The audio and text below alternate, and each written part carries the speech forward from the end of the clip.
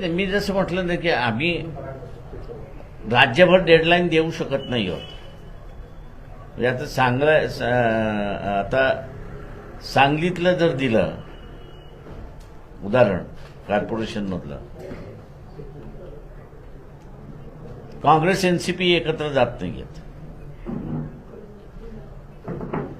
त्याच्यामुळे आम्हाला चॉईस करायचं आहे की काँग्रेस बरोबर जायचं की एनसीपी बरोबर जायचं.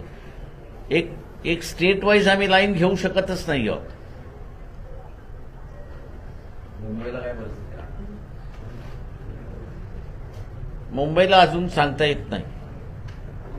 म्हणजे मी जसं म्हणालो की एका बाजूला सगळे सांगतात नाही आमचं जमलं, पण ते जाहीर करायचं म्हटलं की नाही नाही नाही थांबा. तुम्ही 50%च्या फॉर्म्युल्यावर ठाम आहात का? 50-50% कशाचे जागा वाटतात कुठल्या? सर्वच ठिकाणी.